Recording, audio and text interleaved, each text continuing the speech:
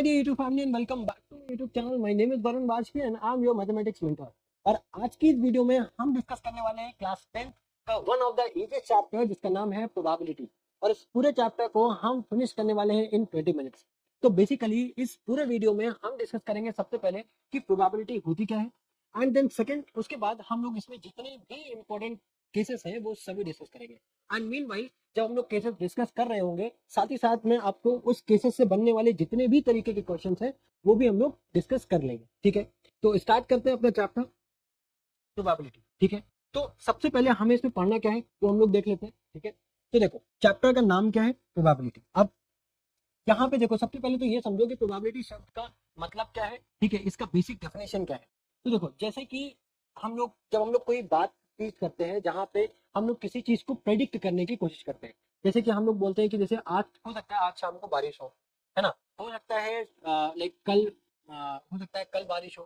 ठीक है, जैसे कि बोल सकते हैं कि हो सकता है टीम इंडिया मैच जीत जाए। मतलब यहाँ पे हम लोग कोई चीज पर्टिकुलर एक इवेंट है बेसिकली जहाँ पे हम लोग कुछ गेस कर रहे हैं। ठीक है, अब जब हम लोग गेस करते हैं तो हमारे पास कोई मैथमेटिकल प्रूफ नहीं होता है, कोई मैथमेटिकल लॉजिक, कोई स्टेटमेंट नहीं है हमारे पास। ठीक है, हम लोग बस यहाँ पे अपने लॉजिक के अकॉर्डिंग हम लोग अपना जो भी आउटकम है उसको गेस करते हैं। ठीक है, तो अब जब आप किसी चीज को गेस करते हो तो वहां पे दो कंडीशन होती है, या तो वो चीज होगी या तो वो चीज नहीं होगी। करेक्ट है, तो जहां पे आप गेस वर्ड का यूज करते हो, ठीक है, जहां पर भी आप गेसिंग करते हो, ठीक है, तो वहां पे बेसिकली दो चीजें प्रोड्यूस होती है। ठीक है, या तो वो बेसिकली पर्टिकुलर इवेंट में जो आपका गेस है या तो वो बेसिकली आउटकम आएगा या तो वो आउटकम नहीं आएगा। ठीक है, तो उसको हम लोग वहां पे बोलते हैं चांस ऑफ अकरेंस। और इसी चांस ऑफ अकरेंस की स्टडी हम लोग मैथमेटिक्स के एक ब्रांच के अंदर करते हैं जिसका नाम है प्रोबेबिलिटी। ठीक है, जिसका नाम क्या है।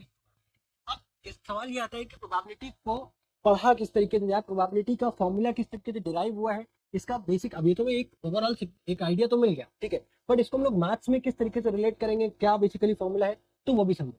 जैसे कि हम लोग बात करते हैं, ये भी सेम चीजें मैंने अपने वन शॉट वीडियो में भी डिस्कस की हुई है। तो अगर आपको क्वेश्चंस भी थॉरली देख लें, बहुत ज्यादा लाइक लंबा वो वीडियो नहीं है, 1 घंटे का ही है, तो आप अगर चाहो तो वो भी देख सकते हो। बट अगर आपको एक ओवरव्यू चाहिए तो आप इस वीडियो को कंप्लीट वॉच करो, आपको 20 मिनट में सारे डाउट क्लियर। ठीक है, तो देखो तो यहाँ पे हमें एक ओवरऑल आइडिया मिल गया। अब देखो उसका एक और एग्जाम्पल देखो। जैसे कि हम लोगों ने लाइक एग्जाम्स में क्या होता है, हमें लाइक अगर हम लोग परसेंटेज निकालते हैं 95% आए हैं, किसी के 80% आए हैं। ठीक है, तो वो बेसिकली क्या करता है, बेसिकली हम लोग जोड़ते हैं अपने सारे सब्जेक्ट के मार्क्स, डिवाइड करते हैं टोटल मार्क्स से। ठीक है, फिर उसको किससे मल्टीप्लाई करते हैं, परसेंटेज के लिए 100 से मल्टीप्लाई करते परसेंटेज आता है। अगर उसको परसेंटेज से ना भी मल्टीप्लाई करो, जैसे कि हम मैं आपसे बोलूँ कि अगर आपने 100 मार्क्स का कोई एग्जाम दिया है उसमें से आपके आए हुए हैं मान लो 90 मार्क्स आए। ठीक है, तो ये जो 90 मार्क्स है ये किसको रिप्रेजेंट कर रहे हैं, ये आपके मार्क्स है, ये आपके मार्क्स को रिप्रेजेंट कर रहे हैं कि पर्टिकुलर सब्जेक्ट में कोई होगा जिसमें आपने जब टेस्ट दिया है तो वहां पे 90 मार्क्स आए हैं आउट ऑफ 100। ठीक है, बट उसी जगह कोई दूसरा बच्चा होगा आपके क्लासमेट, हो सकता है उसके मार्क्स आए हो 80 आउट ऑफ 100, हो सकता है कोई एक और बच्चा आया हो उसका आया हो 75 आउट ऑफ 100। तो बेसिकली हर बच्चे के मार्क्स अलग अलग होंगे, हो सकता है कुछ केसेस में सेम भी हो, बट यहाँ पे समझने वाली बात ये है कि आपके जो मार्क्स आए हैं, सपोज यहाँ पे 90 आए, तो आपको अपने मार्क्स से ही मतलब ये 90 मार्क्स है आपको मतलब है, बाकी किसी बच्चे के क्या मार्क्स आए हैं क्या मार्क्स नहीं आए आपको उससे कोई लेना देना नहीं। ये 90 मार्क्स जो है ये पता है कि ये मार्क्स जो है ये आपके मार्क्स को बेसिकली ये किसके मार्क्स है। फॉर एग्जाम्पल अगर आपका नाम आयुष है तो ये आयुष के मार्क्स है, ये आयुष को रिप्रेजेंट कर रहे हैं। करेक्ट है, उसी तरीके से अब अगर देखो प्रोबेबिलिटी में हम लोग क्या करते हैं, ये जो 100 है ये 100 का रिप्रेजेंट कर रहा है, 100 रिप्रेजेंट कर रहा है यहाँ पे टोटल मार्क्स, क्या रिप्रेजेंट कर रहा है, टोटल मार्क्स रिप्रेजेंट कर रहा है। ठीक है, 100 यहाँ पे क्या रिप्रेजेंट कर रहा है, टोटल मार्क्स को रिप्रेजेंट कर रहा है ना, टोटल मार्क्स को रिप्रेजेंट कर रहा है। अब ये 90 यहाँ पे क्या रिप्रेजेंट कर रहा है, 90 यहाँ पे ये रिप्रेजेंट कर रहा है कि मार्क्स आपके कितने आए। ठीक है, अगर मैं यहाँ पे एक दूसरे एक वर्ड का यूज करूँ तो ये जो मार्क्स है ये आपके फेवर में, ये आपके मार्क्स को रिप्रेजेंट कर रहा है। तो इसको मैं एक नाम अगर दूं तो इसको मैं बोल सकता हूँ फेवरेबल, ठीक है, आउटकम या फिर फेवरेबल मार्क्स जो आपके फेवर में आए। तो यहाँ पे देखो जो प्रोबेबिलिटी है वो कुछ यही है, राइट। हम लोग प्रोबेबिलिटी का जो डेफिनेशन देते हैं, जब भी हम लोग कोई भी प्रोबेबिलिटी डिफाइन करते हैं वो किसी पर्टिकुलर इवेंट के लिए डिफाइन करते हैं। सपोज करो यहाँ पे उस इवेंट का नाम हमने ए दे दिया, तो उसमें हम लोग करते क्या है, बेसिकली जब भी कोई भी इवेंट होता है उसमें हमारा कुछ फेवरेबल आउटकम होता है, जैसे कि हम क्या चाहते हैं उसको क्या बोलते हैं, फेवरेबल आउटकम बोलते हैं। जैसे कि यहाँ पे आप क्या चाहते हो नहीं चाहते हो, ये 90 क्या है, ये आपके मार्क्स पे, तो आपके लिए ये मार्क्स फेवरेबल मार्क्स होगा। ठीक है, जैसे कि अगर मैं ये बात करूं कि जैसे कि जब आप एक सिक्का उछालते हो, ठीक है, अगर आपके लिए आपको चाहिए कि मुझे हेड चाहिए, तो हेड आपके लिए फेवरेबल आउटकम हो गया। बट कोई दूसरा पर्सन है, उसको चाहिए कि टेल्स आ जाए, तो टेल्स उसके लिए फेवरेबल आउटकम हो गया। करेक्ट है। तो फॉर्मूला कुछ इस तरीके से होता है कि फेवरेबल आउटकम, ठीक है, divide by total number of outcome, total number of outcome. ठीक है, तो ये बेसिकली किसका फॉर्मूला हो गया, आपका प्रोबेबिलिटी का फॉर्मूला हो गया। प्रोबेबिलिटी का फॉर्मूला क्या हो गया, favourable outcome upon divide by total number of outcome. अब इसको कुछ और तरीके से समझते हैं, देखो, जैसे कि probability of any event, suppose करो ए है, यही एक फॉर्मूला है हमारे पास। ठीक है, इसी फॉर्मूले को पकड़ के हम लोग हर क्वेश्चन को सॉल्व करने वाले। ठीक है, और हमें इससे अलावा कुछ भी दिमाग नहीं लगाना है। सपोज करो इन शॉर्ट अगर मैं बात करूँ, तो फेवरेबल आउटकम को अगर मैं नाम दे रहा हूँ एम, और इसको नाम दे रहा हूँ टोटल एम, तो इसको इन शॉर्ट में क्या एम बाई एन लिख सकता हूँ क्या, पहले तो ये बताओ, यस और नो। लिख सकता हूँ क्या, लिख सकता हूँ, बिल्कुल लिख सकता हूँ। तो सबसे पहली बात, हमारे पास एक फॉर्मूला आया, P probability of any event A which is favourable outcome divided by total number of. अभी बस पढ़ते जाओ, अभी समझते जाओ, ठीक है, कि हमें इतना चीज पता हो गई कि हाँ, हमें अभी तक बस इतना समझ में आया कि प्रोबेबिलिटी का फॉर्मूला होता है favourable outcome upon total number of outcome. Favourable outcome का मतलब होता है कि जो हमें चाहिए, जो हम चाहते हैं, और डिवाइड किससे करते हैं, टोटल, मतलब उसमें से, जैसे कि हमें चाहिए हेड। ठीक है, अब हेड किसके है, जब आप कॉइन को उछालते हो तो जरूरी थोड़ी ना हेड ही आता है, हेड भी आ सकता है, टेल भी आ सकता है। तो टोटल नंबर ऑफ आउटकम कितने हो गए, 2, लेकिन उसमें से हमें कितना चाहिए, हमें या तो हेड चाहिए या तो टेल चाहिए। तो हमारा आउटकम कितना हो गया, नंबर ऑफ फेवरेबल आउटकम कितना हो गया, 1। तो हेड के केस में क्या प्रोबेबिलिटी हो जाएगी, head probability of getting head for any event, right, probability of getting head क्या हो जाएगा, 1/2। 1 क्या हो गया आपका फेवरेबल आउटकम, क्यों, क्योंकि आपके नंबर या तो हेड आएगा या तो टेल आएगा। ठीक है, तो इसी तरीके से हम लोग इसको डिफाइन करते हैं। सेकंड देखो, सेकंड आपका केस क्या है, एक आपका एक और फॉर्मूला है। देखो, जब भी आप कभी भी कोई भी प्रोबेबिलिटी को आप फाइन करते हो, ध्यान से यहाँ पर, जब भी आप कोई प्रोबेबिलिटी को डिफाइन करते हो, तो ये हमेशा इसकी जो वैल्यू है, कभी भी आप कोई भी क्वेश्चन सॉल्व करोगे, उसका जो आंसर आएगा वो हमेशा 0 से बड़ा होगा और 1 से छोटा होगा।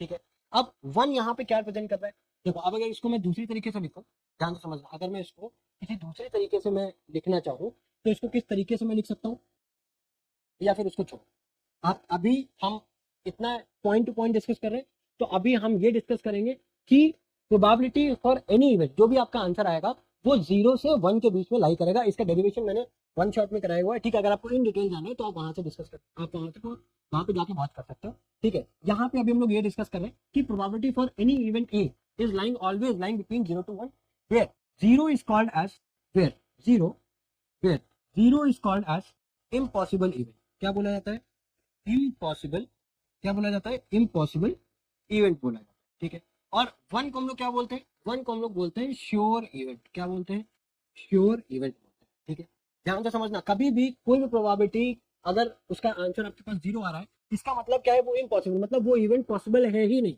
पॉसिबल है ही नहीं। जैसे आप कोई डाइस को थ्रो कर रहे हो, ठीक है, अब आप चाह रहे हो कि उसमें 7 नंबर आए, 7 नंबर आना तो पॉसिबल ही नहीं है, क्योंकि वो डाइस में ही नहीं है, तो वो क्या हो गया, इम्पॉसिबल इवेंट हो गया। करेक्ट है। अब 1 क्या है, अब देखो 1 जैसे कि श्योर इवेंट का एग्जांपल क्या हो गया, सपोज करो कि आपने जब कॉइन को जब आपने टॉस किया, ठीक है, तो आपकी फेवरेबल है दोनों आउटकम, कोई भी आउटकम होगा तो आप चलेगा। ठीक है, आप चाहते हो कि हेड भी आ जाए तो भी हमें कोई दिक्कत नहीं, अगर टेल आ जाए तो भी आपको दिक्कत नहीं, कोई दिक्कत नहीं।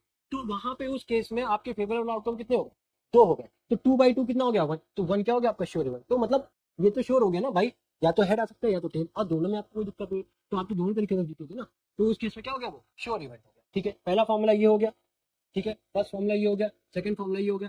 थर्ड फॉर्मूला क्या होता है कि probability of any event A, right, probability of any event A, right, and probability for any event A which is for any event A which is not occurring, the summation of those two events will always gives, और the summation of those two events is always equal to 1। मतलब किसी भी event के होने की संभावना और उसके ना होने की संभावना, अगर उन दोनों को आप ऐड कर दोगे तो ऑलवेज उनका समेशन क्या आएगा, 1 आएगा। ये 3 फॉर्मूले हैं, इनको अगर आपने समझ लिया, आपको किसी भी चीज की जरूरत नहीं है, बस आपका चैप्टर खत्म। अब हमें बस सिंपली क्विकली हमें बस केसेस डिस्कस करने हैं। अब वो केसेस किस तरीके से हो सकते हैं, देखो सपोज करो अगर मेरे पास एक कॉइन है, अभी मैंने बताया ना, उसमें दो आउटकम हो सकते हैं, या तो हेड आ सकता है या तो टेल आ सकता है। ठीक है, अब मुझे अगर चाहिए head, probability of finding a head, तो हेड क्या है, एक ही नंबर एक ही चीज तो है, और डिवाइड में टोटल कितना हो गया, तो क्या हो गया, प्रोबेबिलिटी कितनी आ गई, 1/2, है ना। अब उसी तरीके से अगर आपको टेल चाहिए तो वहां पे क्या आ जाएगी प्रोबेबिलिटी, अगेन 1/2, करेक्ट है। उसी तरीके से अगर मान लो अब एक कॉइन ना होकर के आपके पास दो कॉइन आ गए, अब जब दो कॉइन होंगे तो यहाँ पे भी एक हेड होगा, यहाँ पे एक टेल होगा, यहाँ पे एक हेड होगा, यहाँ पे एक टेल होगा। तो सपोज करो हेड को हेड से मल्टीप्लाई करो तो हेड और हेड आ जाएगा, पहला ये हो गया पहला आउटकम। दूसरा आउटकम हो सकता है हेड को आपने टेल से मल्टीप्लाई किया तो हेड टेल आ गया। तीसरा आउटकम हो सकता है टेल को आपने हेड से मल्टीप्लाई किया। चौथा आउटकम हो सकता है टेल को आपने जब टेल से मल्टीप्लाई किया। तो टोटल नंबर ऑफ आउटकम कितने हो गए, टोटल नंबर ऑफ आउटकम कितने हो गए, टोटल नंबर ऑफ आउटकम यहाँ पे कितने हो जाएंगे, 4 हो जाएंगे। अब उसमें से मान लो हमें चाहिए, हम तभी एक्सेप्ट करेंगे जब दोनों सिक्कों में हेड आएगा। तो दोनों सिक्कों में हेड कब आ रहा है, देखो एक ही बार तो आ रहा है, probability of getting head on both both the points, probability of getting head on both points, on both points. ठीक है, अब वैसा तो एक ही केस है, लेकिन टोटल कितने केस है, 4, तो एक। अब उसी तरीके से आप चाह रहे हो कि मेरा फेवरेबल आउटकम वो होगा जब दोनों सिक्कों में टेल आएगा तभी मैं एक्सेप्ट करूंगा। तो उसी तरीके से यहाँ पे देखो एक ही तो ऐसा केस है जिसमें दोनों हेड आ रहे हैं, दोनों दोनों साइड पे टेल आ रहा है, तो उसमें केस में भी आपकी प्रोबेबिलिटी क्या हो जाएगी, 1/4।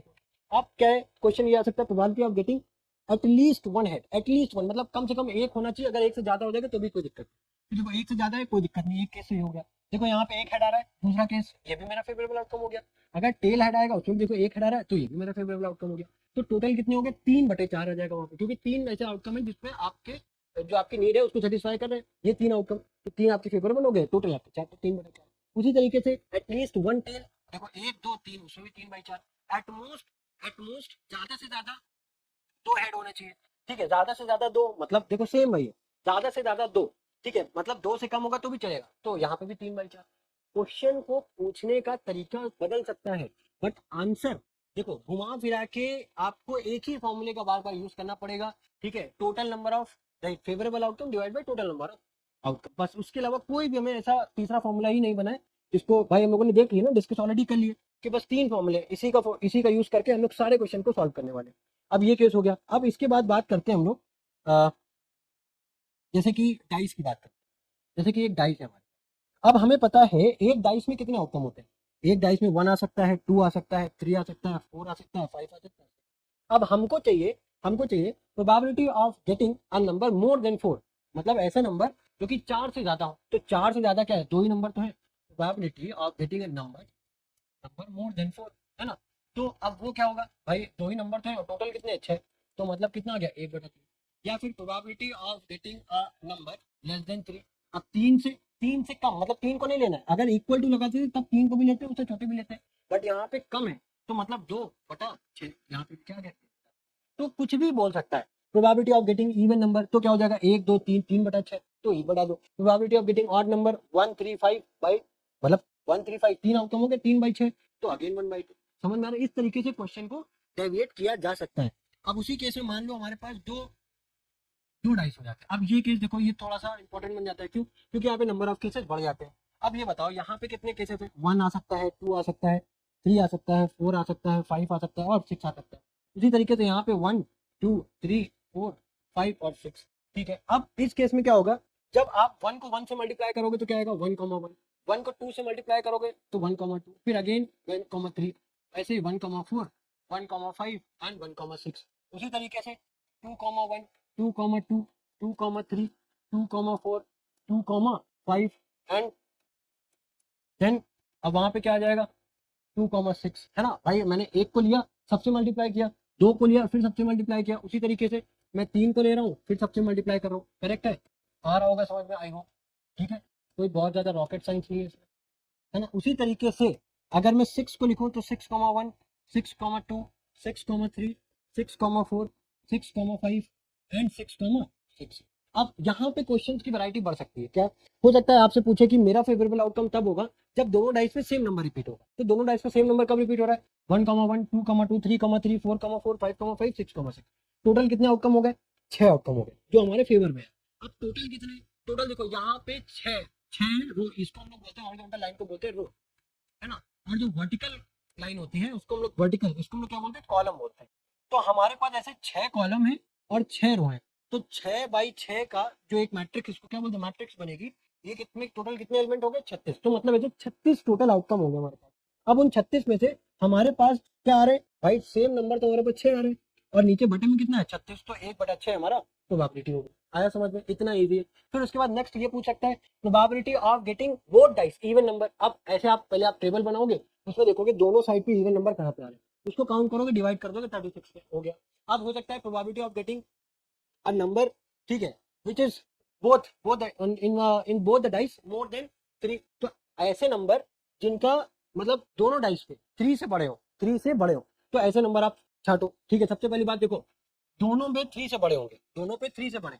तो अब यहाँ पे देखो, आप देख सकते हो, ठीक है, आप पूरा चार्ट बनाओगे, फिर उसमें काउंट करोगे कैसे नंबर है, ऐसे कितने नंबर है जो कि दोनों केसेस में दोनों डाइस पे 3 से बड़े आ रहे हैं। आप उनको लोगे, डिवाइड करोगे 36 से, अगेन वहां पे आंसर आ जाएगा। तो आई होप ये आपको समझ में आया होगा। ठीक है, बस इतना ही सा डिफरेंस है, एक 1 डाइस के केस में और सेकंड डाइस के, 2 डाइस के केस में। ठीक है, अब अगर उसके बाद मैं केस लेता हूँ कार्ड्स का, ठीक है, मैं अगर केस लूंगा कार्ड्स का, अब यहाँ पे कार्ड्स पत्ते पत्ते है ना, तो अब इस टोटल कार्ड्स को हम लोग बोलते हैं डेक। एक डेक में होते हैं 52 कार्ड्स। ठीक है, अब ये जो कार्ड्स होते हैं ये बेसिकली 2 कलर्स में डिवाइड होते हैं। तो पहला हो जाएगा, पहला देखो 2 कलर्स में डिवाइड होते हैं, मैंने क्या बोला, 2 कलर्स में। एक कलर हो गया आपका ब्लैक, एक कलर हो गया आपका रेड। ठीक है, अब ये ब्लैक कलर फर्दर आपके 2 में डिवाइड होता है। इसमें एक आता है आपका स्पेड, ठीक है, एक आता है आपका क्लब। उसी तरीके से रेड में भी 2 से डिवाइड होता है, एक आता है आपका डायमंड, ठीक है, एक आता है आपका, एक हो गया डायमंड और दूसरा हो गया आपका हार्ट। ठीक है, अब यहाँ पे देखो, ये जो स्पेड है इसी को बोलते हैं पान का पत्ता, या अगर आपने खेला होगा तो इसको बोलते हैं पान का पत्ता, है ना। और ये जो क्लब है इसको बोलते हैं चिड़ी। ठीक है, डायमंड, ठीक है, ये आपने देखा होगा इस तरीके से। हार्ट ये इस तरीके से होता है, करेक्ट है। तो ये एक पर्टिकुलर कार्ड का एक सूट है, क्या बना है, एक सूट बना है। अब एक सूट में कितने कार्ड होते हैं, 13 कार्ड होते हैं। कितने कार्ड होते हैं, 13 कार्ड्स होते हैं हर सूट में। मतलब स्पेड में 13 होंगे, क्लब में 13 होंगे, डायमंड में 13 होंगे और हार्ट में भी 13 होंगे। ठीक है, अब ये 13 कार्ड किस तरीके से डिवाइड होते हैं आप ये समझो। हर सूट में एक एस का कार्ड होता है, एस मतलब इक्का, फिर 2 3 4 उसी तरीके से 10 तक। फिर उसके बाद आता है जैक, फिर आता है क्वीन, फिर आता है किंग। अब यहाँ पे देखो, जो 2 से लेकर के हर सूट में एक ही तरीके का रहता है, ये ध्यान से समझना। यहाँ पे अगर मैं बात करूं, यहाँ पे हर सूट की अगर बात करूं तो हर सूट में इसी तरीके का रहता है। ठीक है, तो यहाँ पे देखो, यहाँ पे भी सेम उतने ही कार्ड रहेंगे। ठीक है, फिर से अगर मैं इसका क्लोन करूं, फिर यहाँ पे भी उतने ही कार्ड्स रहेंगे। ठीक है, फिर से अगर मैं इसका क्लोन करूं तो देखो इसमें भी उतने ही कार्ड्स रहेंगे। ठीक है, अब अब समझो, अब यहाँ पे हर सूट में हमें ये पता चल गया कि 13 कार्ड होते हैं। ठीक है, अब इसमें से इन टोटल 13 कार्ड्स में से ये जो डिजिट है ना, 2 से लेकर के 10 तक जो आपको दिख रहा है, ठीक है, यहाँ पे मैं लिख रहा हूँ, 2 से लेकर के 10 तक जो कार्ड होते हैं उनको हम लोग बोलते हैं डिजिट कार्ड। क्या बोलते हैं, डिजिट कार्ड्स। ठीक है, अब उसके बाद जैक, क्वीन और किंग जो होते हैं इसको हम लोग बोलते हैं फेस कार्ड्स।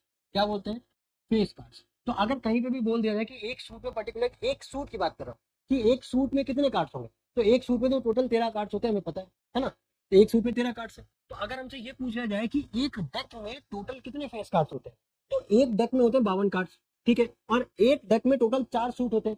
हर सूट में देखो, एक डेक में 4 सूट है और हर सूट में 3 फेस कार्ड है। 3 3 6, 3 9 और 3 12। तो टोटल कितने फेस कार्ड्स हो गए, 12 बटे में कितना हो जाएगा, 52। तो 12/52 इसकी प्रोबेबिलिटी हो गई। अब ये पूछा जाए कि एक डेक में पर्टिकुलर कितने डिजिट कार्ड्स होते हैं, तो कितने डिजिट कार्ड्स होंगे, 2 से लेकर के 10 एक में है, तो उसी को आप 4 से मल्टीप्लाई कर दो, वो आपका आंसर आ जाएगा। अब पूछा जाए कि रेड सूट में, बात करना समझना, रेड कार्ड्स में कितने फेस कार्ड्स होंगे, तो 3 3 6 6/52। ठीक है, तो इसी तरीके से अगर आपको ये टेबल समझ में आ गया तो आप कोई भी क्वेश्चन इजीली सॉल्व कर सकते हो। बस मसला इस बात का है कि आपको ये टेबल समझ में आना चाहिए, ये टेबल की टर्मिनोलॉजी समझ में आनी चाहिए, किस तरीके से कार्ड्स को डिवाइड किया जाता है। अब एक लास्ट केस समझते हैं। लास्ट केस क्या है हमारे पास, देखो उसमें मान लो कि हमारे पास एक बकेट है। ठीक है, ये बहुत सारे इसके एग्जाम्पल हो सकते हैं, मतलब एग्जाम्पल नहीं, बहुत सारे केसेस बन सकते हैं। ठीक है, सपोज करो इसमें कुछ डिफरेंट डिफरेंट कलर्स की कुछ बॉल्स है। ठीक है, कुछ ग्रीन हो गई, है ना, कुछ ब्लू हो गई, ठीक है, कुछ आपकी मान लो व्हाइट हो गई, है ना। तो हो सकता है आपसे पूछे कि प्रोबेबिलिटी बताओ, हो सकता है कुछ पिंक हो गई, है ना। तो अब ये बोला जाए कि एक बकेट में डिफरेंट डिफरेंट टाइप्स की बॉल्स है, ठीक है, जिसमें कि 3 पिंक है, 3 आपकी पिंक है, ठीक है, और 3 आपकी वाइट है, 3 आपकी कितनी है, वाइट है, ठीक है, 2 आपकी कितनी है, येलो बॉल्स है, ठीक है, 2 आपकी ग्रीन बॉल्स है, ठीक है, और कितनी, 1 2 3, 3 आपकी कितनी है, ब्लू बॉल्स है, 3 आपकी ब्लू बॉल्स है, ठीक है। तो अब आपसे पूछा जाए कि आपने इस सारी बॉल्स को एक बकेट में डाल करके मिक्स कर दिया, तो प्रोबेबिलिटी बताओ कि जब भी आप बॉल उठाओगे तो व्हाइट बॉल ही उठाओगे, तो उसकी क्या प्रोबेबिलिटी। तो अब देखो ये, इसको समझो, इसमें कंफ्यूज नहीं होना, इसमें बहुत सारे बच्चे कंफ्यूज हो जाते हैं, तो इसमें कंफ्यूजन हमें नहीं क्रिएट करनी, बस हमें इतना याद रखना है, हमसे क्या पूछा गया, व्हाइट बॉल की प्रोबेबिलिटी क्या है, कि जब भी बास्केट में हाथ डालें व्हाइट बॉल है, तो व्हाइट बॉल मेरे लिए फेवरेबल आउटकम हो गया। तो अब हमें ये देखना है कि इस बकेट में व्हाइट बॉल्स है कितनी, तो व्हाइट बॉल्स यहाँ पे कितनी है, देखो 1 2 3, 3 व्हाइट बॉल्स है, तो 3 हमारा फेवरेबल आउटकम हो गया, ठीक है। और टोटल यहाँ पे कितनी बॉल्स है, देखो 3 3 6 4 10 और 3 13, तो 3/13 क्या हो गया, probability of getting white balls. अब सिमिलरली आपसे पूछ लिया जाए probability of getting pink ball, pink ball कितनी है, 3, probability of getting pink ball 3 है, और टोटल में कितनी है, 13। उसी तरीके से probability of getting blue balls, तो ब्लू बॉल्स की प्रोबेबिलिटी क्या हो जाएगी, अगेन 3/13। उसी तरीके से व्हाइट बॉल्स की प्रोबेबिलिटी हम लोग निकाल चुके हैं, ग्रीन बॉल्स की प्रोबेबिलिटी क्या हो जाएगी, वो हो जाएगी 2/13। तो इस तरीके से हम लोग निकाल सकते हैं, है ना। अब ये बस इतने ही केसेस है, अगर आपको इतना समझ में आ गया तो बिलीव मी, फिर आपको प्रोबेबिलिटी वाले चैप्टर में तो कोई प्रॉब्लम नहीं आने वाली। ये अगर आपको ये फॉर्मूलेस आपको समझ में आ गए, ये हमेशा याद रखना, जैसे कि ये फॉर्मूला कब करना है, कि अगर हो सकता है कि एक केस में कोई 2 प्लेयर है, मान लो, ठीक है, 2 प्लेयर है, उसमें से एक मैच जीत गया है, दूसरे के क्या चांसेस है कि वो भी जीत जाएगा, तो एक जीत गया है, ठीक है, तो एक जीत गया है, तो उसके हारने के जो चांसेस हो गए वही उसके जीतने के चांसेस हो गए, तो उसके लिए क्या करोगे, 1 माइनस कर दोगे, वो आपके दूसरे वाले के चांसेस आ जाएंगे। तो ये फॉर्मूला हम लोग उस केस में यूज करते हैं, आया समझ में। तो अगर इतनी चीजें क्लियर हो चुकी है तब आपको वहां पे कोई दिक्कत नहीं आने वाली है, आई होप। फिर आपको मुझे नहीं लगता इससे ज्यादा आपको इसमें प्रॉब्लम होगी, अगर इतना क्लियर है तो फिर आपका पूरा चैप्टर समझ लो हो चुका है, ठीक है। अब आपको हाँ अगर क्वेश्चन प्रैक्टिस करने, तो मैंने अपने 1 शॉट में, क्योंकि 20 मिनट्स में जानते हो आप इतना पॉसिबल नहीं हो पाएगा कि सारे मैं क्वेश्चन भी प्रैक्टिस करा दूँ, अदरवाइज वीडियो बहुत ज्यादा लंबी है, ठीक है। तो अगर आपको क्वेश्चन प्रैक्टिस करने हैं तो आप 1 शॉट वीडियो को प्रीफर कर सकते हैं, ठीक है। वहां पे मैंने सारे क्वेश्चंस भी, सारे कॉन्सेप्ट के क्वेश्चन जितने भी हो वो मैंने कोशिश की कवर कराने की, ठीक है। एंड इस 20 मिनट्स सीरीज का ये हमारा लास्ट वीडियो है। इसके बाद मैं इस चैनल पे हर चैप्टर के 20 मोस्ट इंपोर्टेंट क्वेश्चंस को लाने जा रहा हूँ, ठीक है, जिसको आपको तब देखना है जब आपका चैप्टर पूरी तरीके से रेडी हो चुका हो, ठीक है। तो वो 20 क्वेश्चंस आपको हेल्प करेंगे, आपको एक एक कॉन्फिडेंस बूस्ट करने में, और आपका एक कॉन्फिडेंस भी वहां से कह सकते हो आपका कॉन्फिडेंस डेवलप होगा, ठीक है। अगर आप वो 20 क्वेश्चंस कर लेंगे तो आप ये समझिए कि फिर आपका वो चैप्टर बिल्कुल पूरी तरीके से रेडी, आप फिर वहां से बेफिक्र हो सकते हैं, ठीक है। तो मिलते हैं आपके साथ नेक्स्ट सीरीज में, टिल देन गुड बाय।